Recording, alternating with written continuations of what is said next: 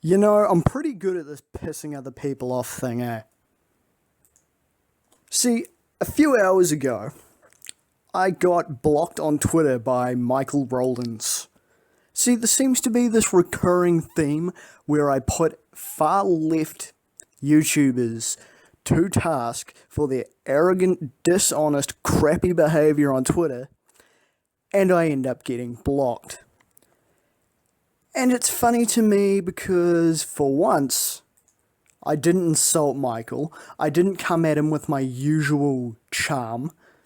All I did was tell him to basically stop calling Beering a rape apologist when Beering is not a rape apologist. You want to know what I said to him?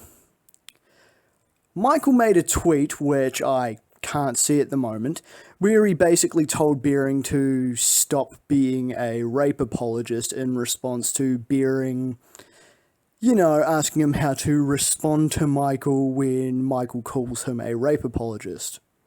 What I said to Michael was, how can he stop what he never started? You deliberately making a smear video doesn't magically make that a fact. And I'm not wrong. You see, where a lot of this Beering versus Michael shit comes from is the fact that Michael Rowlands doctored up a video wherein he took the end of a live stream he got kicked out of context, to try and make it look like Beering was okay with rape because Michael is an intellectually dishonest, arrogant piece of shit. The reality is, Beering kicked Michael out of this chat because Michael was, doing his usual thing of being a fuckwit and trying to sound smart when he really isn't. And Beering just got frustrated, and I honestly can't say I blame him. But hey. See, Michael, keeps going on about Beering being a quote-unquote rape apologist. This recent drama started up because Michael had a live stream where he talked about pretty much being glad that Sargon had his accounts on YouTube temporarily disabled. Said it was funny that Sargon got assaulted, and basically said that he would punch Sargon in the face if he ever saw him walking down the street. Which is kind of funny because looking at Michael, and really, do you really think Michael would physically exert himself to that extent?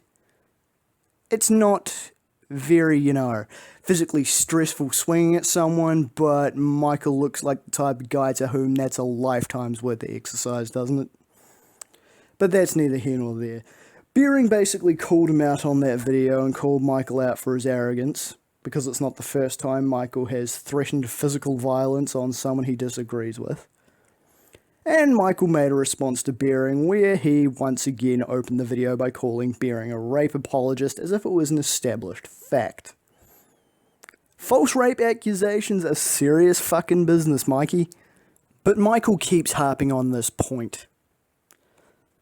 And again, Michael does this thing that a lot of far-left YouTubers do. He goes straight for the feelings. Look at Michael's videos. Look at them. His proof is entirely feelings-based.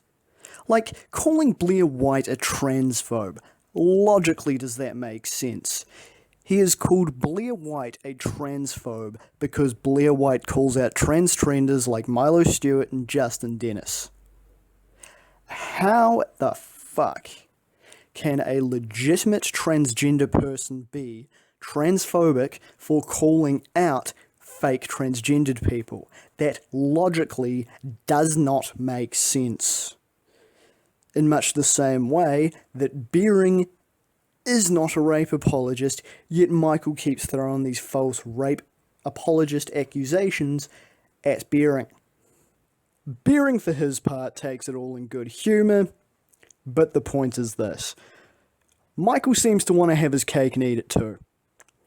He calls out Beering all the time, he slanders Beering online, and then has a massive fucking sulk when Beering responds to him, and a bunch of Beering's fans go to his videos, downvote his videos, and basically give Michael hell. While I don't agree with people going to Michael's videos and telling him to kill himself, which they shouldn't, Michael needs to realize that if you are going to make a bunch of videos full of logical fallacies where you think with your feelings, you are going to get negative feedback when the inevitable response video gets made. Michael, just because you feel a certain way doesn't make you immune to criticism, Homeslice. And Beering does tell his fans to stop going after Michael and stop being too harsh.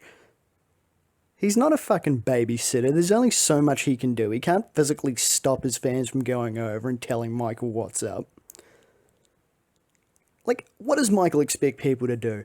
He makes bullshit videos where he thinks with his feelings, acts like he's this well of intellect when the reality is he's just a dime a dozen, arrogant fat hipster from Wellington.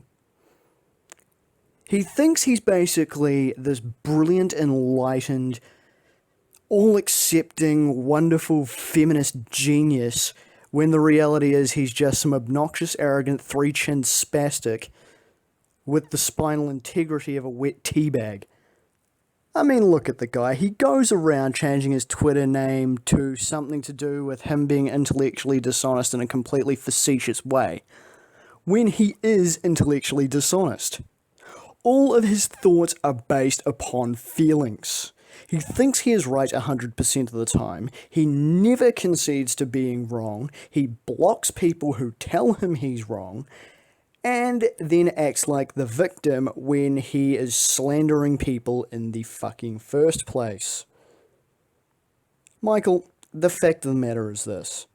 You continue to make these pompous-ass videos where you act like this well of intellect for the far left. Criticism is going to keep coming when you keep going after people, misrepresenting what they say, and slandering them by basically calling them a bunch of rape apologists.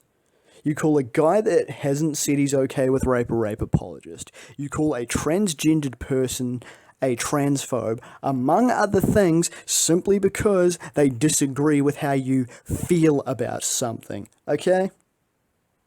Your videos are feelings-based.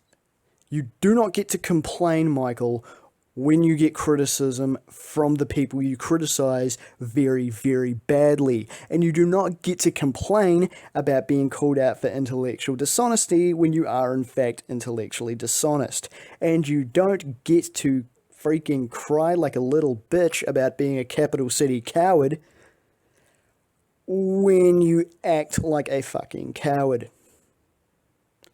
Seriously, Michael, you disturb me simply for the fact that someone like you lives in my country, not even an hour away from me. That scares me slightly. Not because you're an intimidating beast of a human being, you're far from it. It's the fact that people might think that I'm anything like you. No fucking thank you. I'm Damian Skyfire. Till next time.